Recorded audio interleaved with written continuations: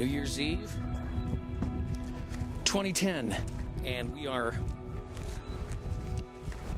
standing out here in the weather. It's icy as hell, and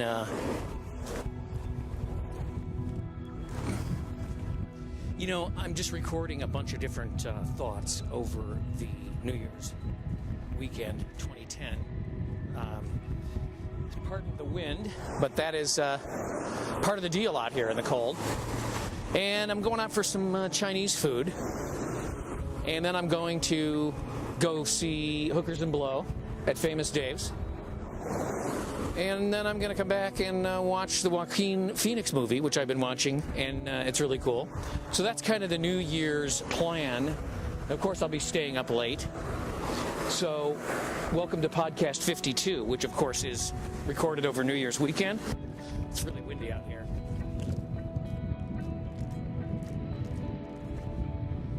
I mean, I actually have to cover up the recorder to actually be able to talk, or you'd hear nothing but wind.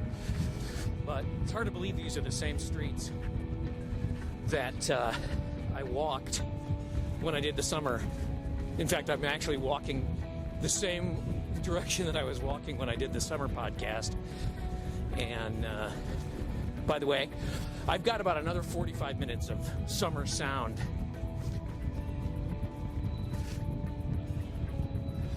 that I haven't done anything with, that I will do after the new year. But we got to let winter sink in a little bit.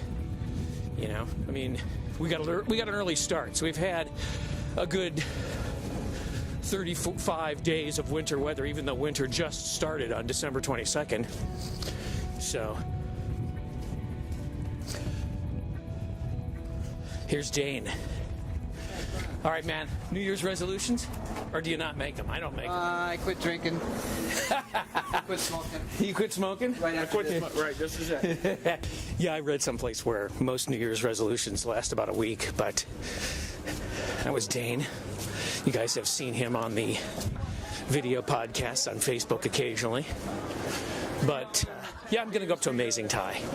Haven't been there in a while. That's going to be my New Year's dinner. My New Year's Eve dinner. And, you know, I've been working all week, so I really didn't make any plans for New Year's Eve, which is cool.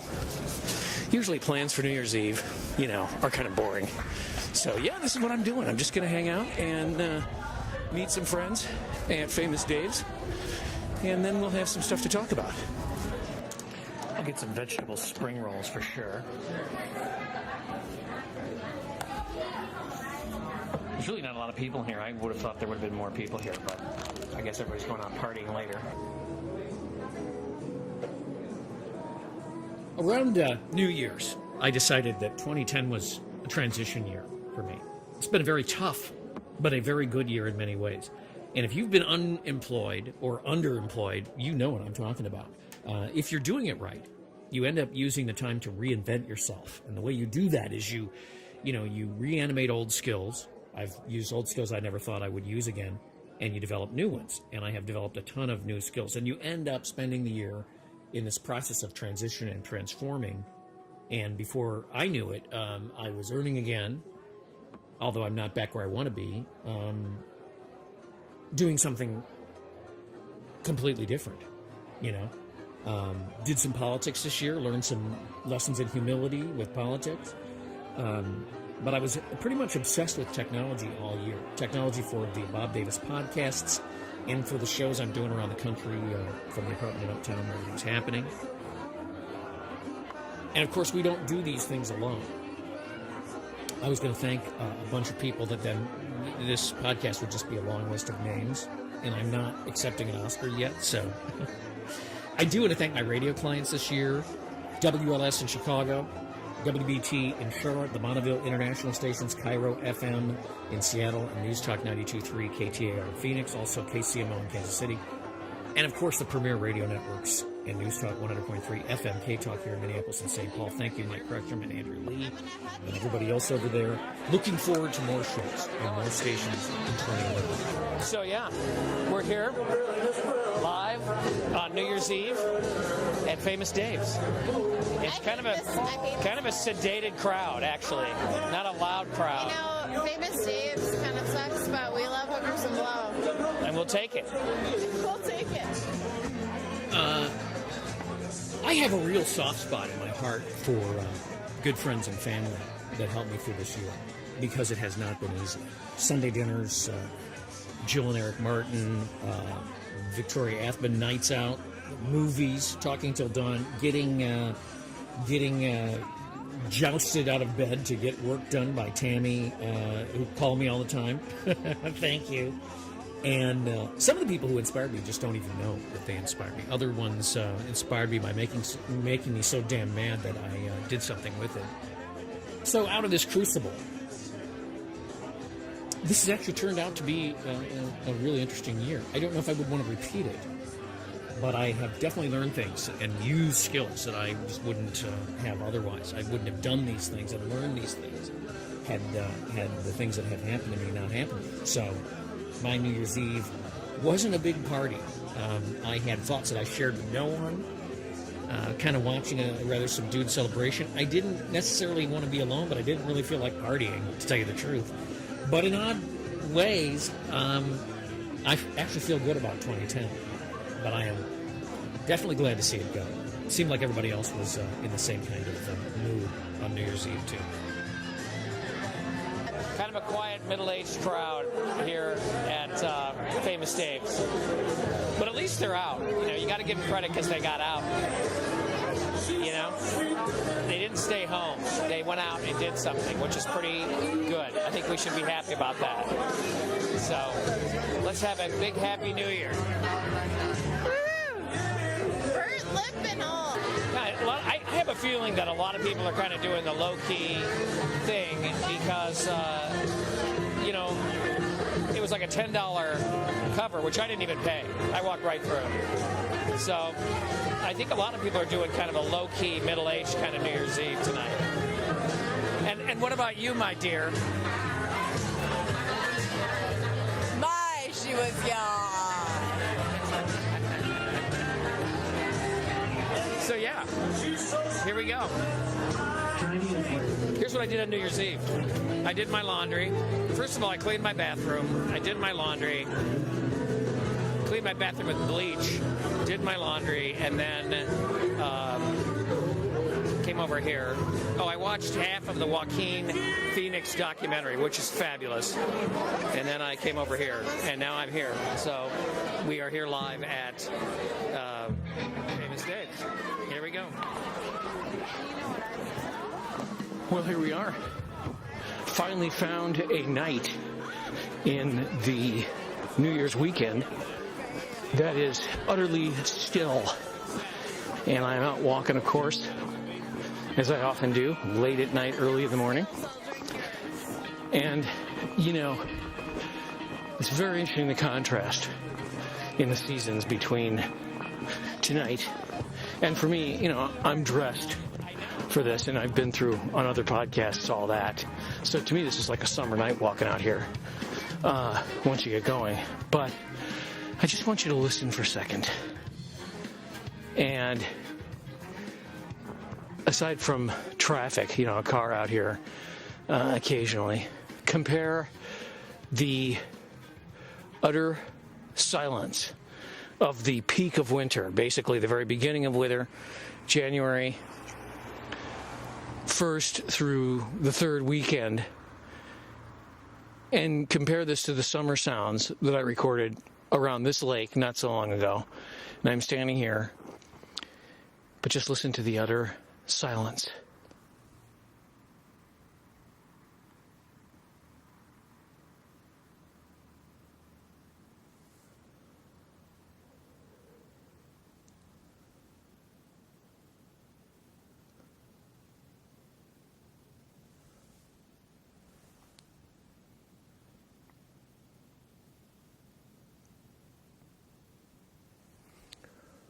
You know, there's no movement at all on the meters standing here.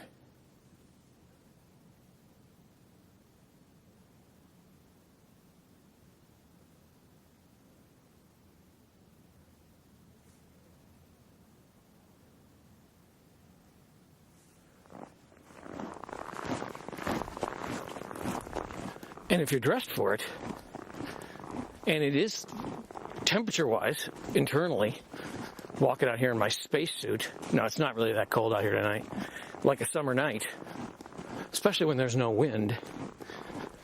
And that kind of got me thinking about the seasons and what we use winter for if we're in sync with the seasons. And of course, winter is sort of that period when you kind of hunker down and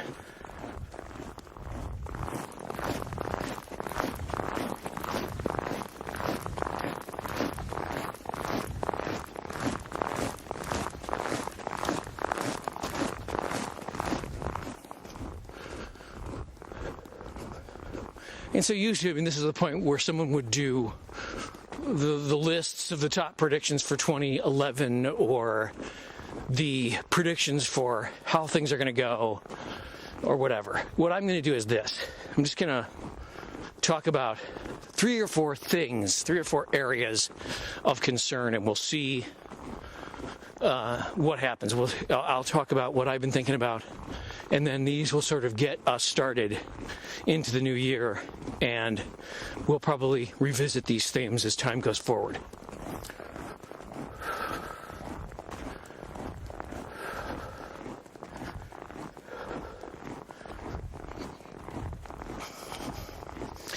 The first sphere, of course, is the economy.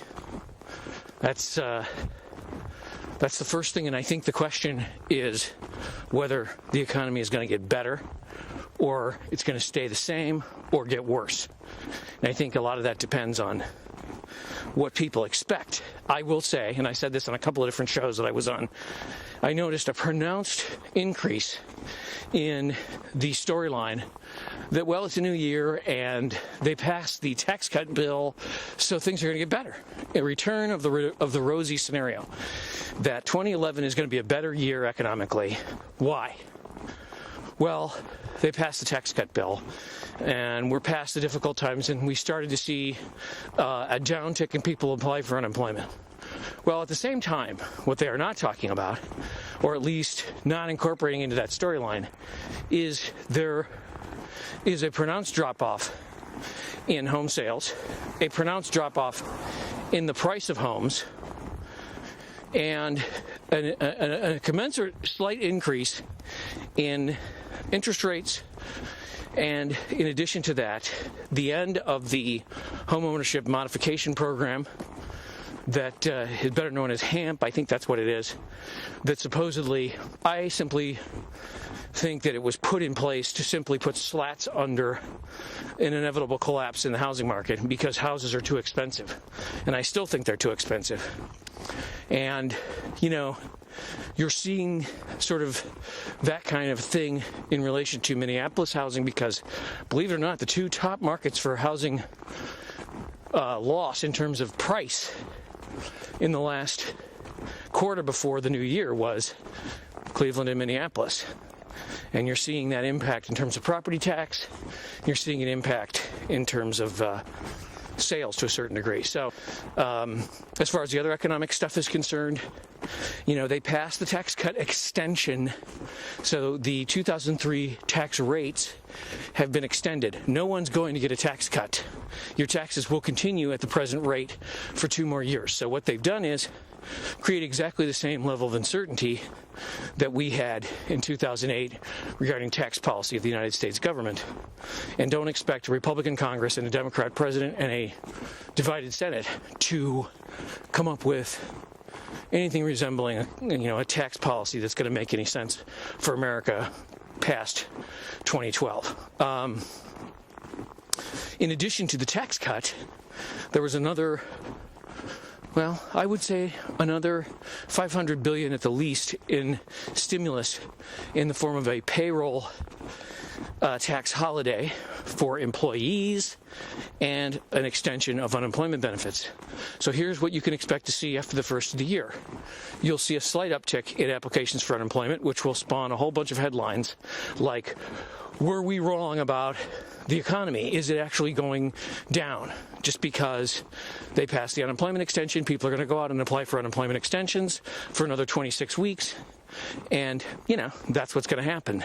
So you're going to see an uptick in unemployment, which currently stands at 9.5%, which is only about a half a point lower than what it was 2 years ago. And in addition to that, they insist on saying that the payroll tax holiday, which no one knows how long it's going to go. I don't know if it's 6 months or 8 months or 9 months or whatever it is, but it's worth about $300-400 billion minimum, is going to stimulate the economy because it's going to stimulate businesses to hire people. And here again, very bad economic coverage, because what they haven't covered is, if you really want to stimulate employment, you have to give the tax payroll holiday to employers, not the employee. So what they've done is give people, and depending on your income bracket, it could be anywhere between $50 to a couple $100 that you'll see in your paycheck at the beginning of the year. And they're assuming that will get spent. My feeling is it probably won't stimulate because A, it's not permanent, and B, it is not for employers, it is given to the employee. So people will either pay down debt with that, they'll save it, or they won't even notice. The other thing is, that's going to get soaked up by food and fuel inflation, even if it is temporary, in that 6 to 9 month period. So don't expect much stimulative effect from passage of the tax cut bill. So that's the first thing to look at, is the economy, and in terms of where we're going to go and what's going to happen with the economy. I expect, the recession is officially over and we are seeing growth in the economy, but government spending is a component of GDP.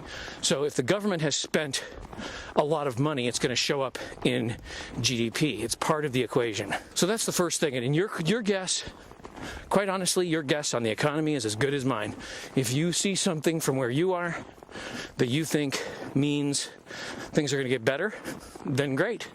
If you see things from your perspective that indicate that the economy is not getting better, then that's just as good of a valid opinion as anyone else's, as far as I'm concerned. The one thing I will say is that the reporting on this issue is awful.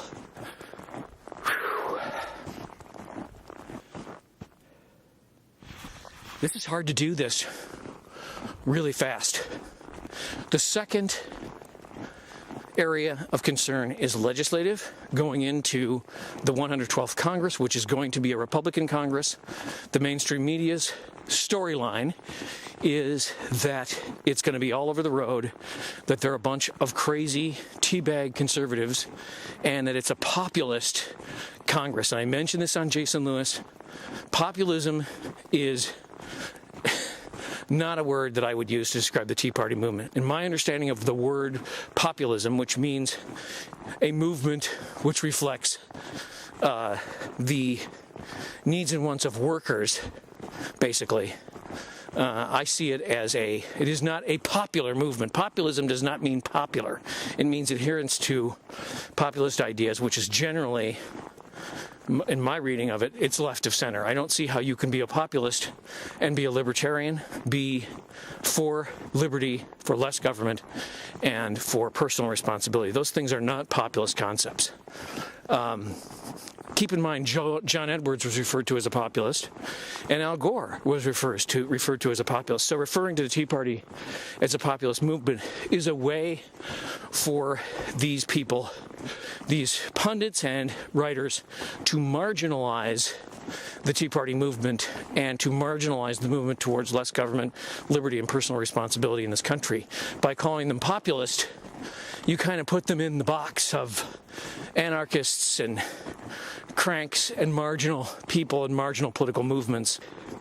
It's pretty clear from the headlines of today, if you just look at what's going on, that the government is simply inefficient. It's not effective in its efforts, whether it is Homeland Security or it is cash for clunkers or it is, efforts to regulate health matters. The government usually announces these measures with a great deal of fanfare and positive views about how it's going to work, but generally we find that they're just not effective. Homeland Security has missed 70% in some cases of the bombs and guns that were tested to put through security. Homeland Security / TSA has missed those, and had any enterprising terrorist been one of those, or all 100 of those test cases, we would have seen any number of planes down and any number of people killed. In the new year, the real challenge is going to be to see whether Congress stays true to their ideals that people elected them because they're concerned and they're pushing back against this massive growth of government. Meanwhile, the president will continue to drive the bus and try to do an awful lot with executive power. And I believe that there will be a showdown this year or next between presidential and congressional power. And I expect that's going to be pretty spectacular. And finally, the third area is also political. And then I'm going to sum it up because I don't want to go on all night.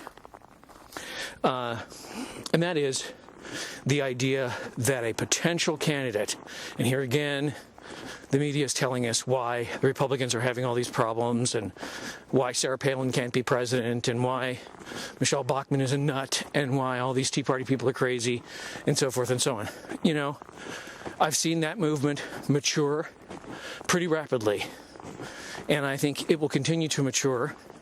And I think that politically, there is a real opportunity for a candidate, and quite honestly, that person can be a Democrat or a Republican, who is able to get a handle on decentralizing the things that the federal government doesn't do well to the states and concentrating on better managing the things that the federal government is supposed to do well, and on being very effective as, a legislator as well as an executive in working with Congress to get these things done. I think there's a huge opportunity for a person to come, out of the legislative or gubernatorial ranks who has the capabilities to be a good manager of the federal bureaucracy and to begin the process of spreading out the things that the federal government doesn't do well to the individual states. What's going on in this country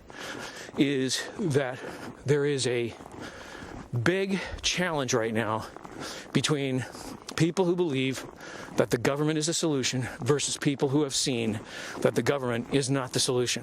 Finally, I just want to say that I would encourage everyone to watch the Joaquin Phoenix documentary, I'm Still Here, which really gets into this question of just exactly what the media machine in this country is all about and how it actually works. Even though it involves Hollywood, you can see what a person can do by running cross current to the media expectations. And it's true in the financial media, and it is true in political media, even more so than in Hollywood media. And it's difficult to watch, but it is at the same time fascinating. It's a great documentary, and I think what we all need to do is to begin, as citizens, we have to really be careful to deconstruct the media. We need to deconstruct it. We need to do it ourselves. We need to do our own work. The media system, the mainstream system that is constructed, is desperate to hold on to its audiences, and they have learned, because we use meters now to measure all media, radio and television, cable television, and so forth, and they've learned that appealing to the lurid, appealing to raw emotions, demagoguing, and advocacy, where a talent will be an advocate for a point of view and a leader to a point of view, is the way to get people to watch. Unfortunately, it is obscuring the reality of a lot of these issues. I certainly don't want to be the kind of air talent that tells people what to do. You know what? Advocacy has consequences, and I would say this to anybody in radio. Advocacy has consequences, and so when you advocate for something, be careful what you pray for. You just might get it. So it's better for us to use the media that we have available to us, use the mechanisms that we have available, is to reach out to the spectrum, the audience, reach out through the spectrum and say, these are the questions I think we should be asking. We can dialogue about it, but we need to get away from this is what I know needs to be done. This is what we have to do, and I will lead this movement. You are the leaders. The individuals are the leaders. It's up to you. 9, 8, 7, 6, 5, 4, 3, 2,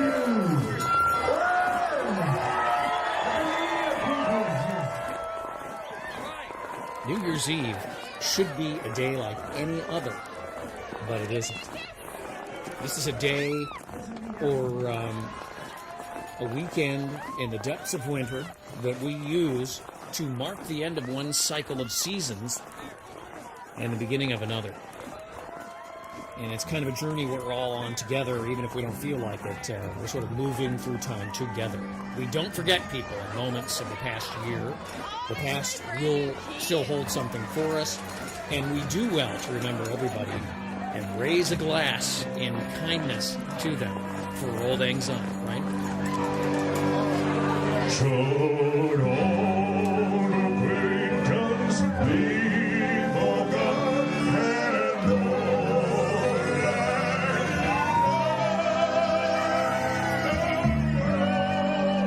acquaintance be forgotten and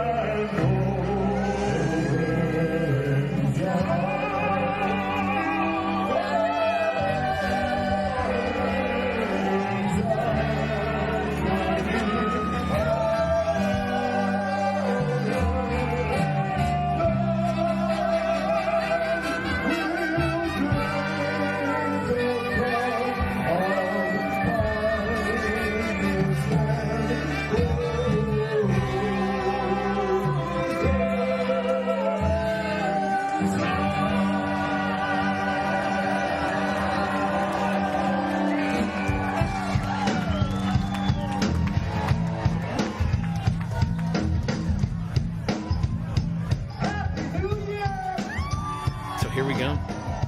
Happy New Year. New Year coming at you, 2011. I'm sure that there's going to be a lot of challenges for everybody in the new year. Most people are pretty optimistic in the United States of America. But you know how I feel about it. We'll see what happens. I'm optimistic. Certainly optimistic about what I'm doing. I hope that you're optimistic about what you're doing, right?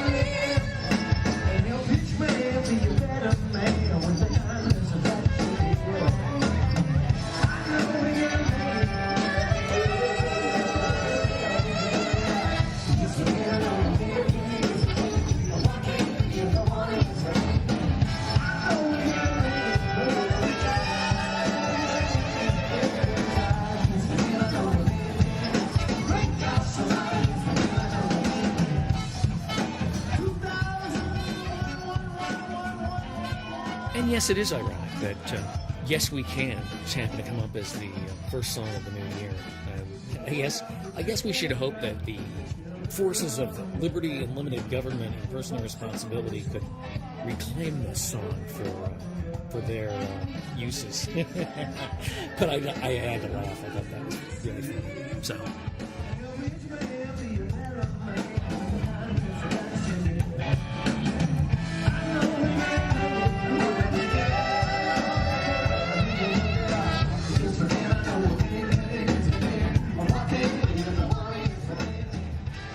So thanks once again to Hookers and Blow for the music on New Year's Eve. They were great.